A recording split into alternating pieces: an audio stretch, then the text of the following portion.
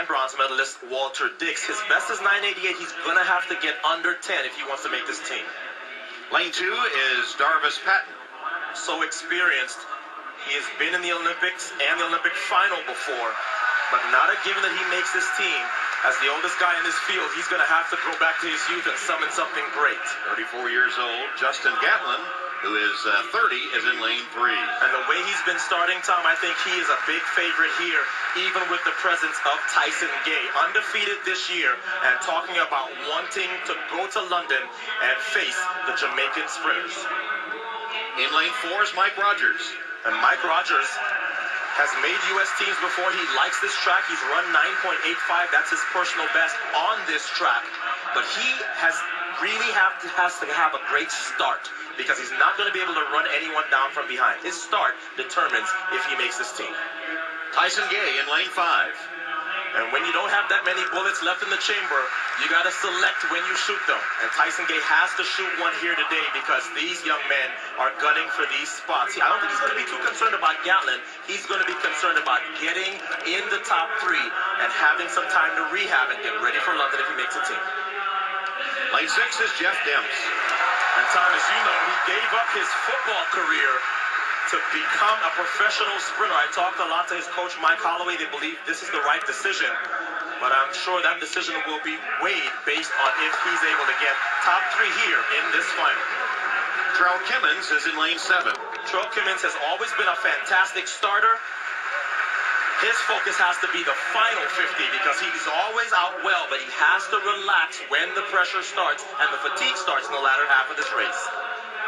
And with his leg wrapped, Walter Dix is in lane 8. And Tom, his coach John Smith said that they had a mutual decision on this, and he said, Walter said, I'm a warrior, let me go out there. So this is a decision that was made by both Dix and his coach to allow him to run, but he is definitely in trouble in terms of being with that leg wrapped. It's tough to come out and face some of the fastest men in the world with 2 good legs, let alone 1. So Gatlin and Gay will be separated by probably one of the best starters in the world, Mike Rogers. I expect to see all the action right in those lanes, 3, 4, and 5.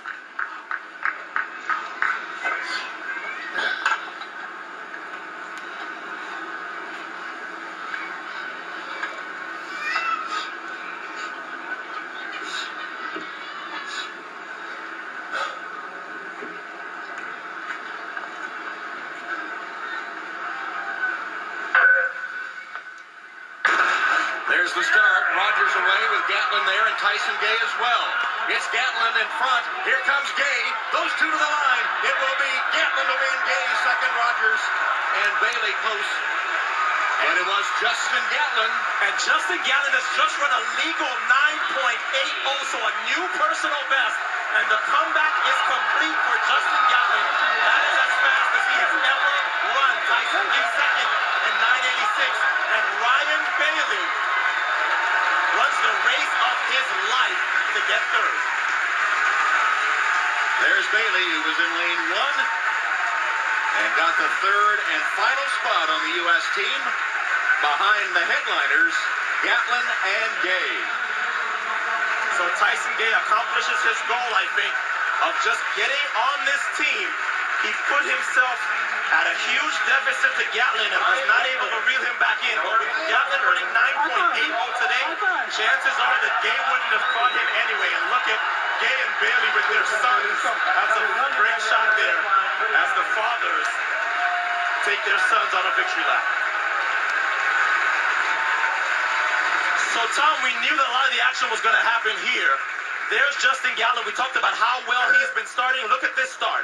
He separated from this field early. A good try phase, and even Mike Rogers in his wake. Here comes Gay, but he's going to run out of room as Gatlin sets a new personal best and the second fastest time in the world behind Usain Bolt in winning the U.S. 100-meter Olympic trials. Even had the early reaction with his finger number 1 going into the air before he hit the finish. And what about Tyson Gay as you head to London now? You said he didn't have to win because he just needs more time to get ready for London and Pete then. Does this follow that formula? Well, it certainly bodes well for his chances because for Tyson Gay to run 9.86 in just his fourth race in a year, it really says a lot about his preparation. But Justin Gatlin still unbeaten this year, and the U.S. team is with Lewis.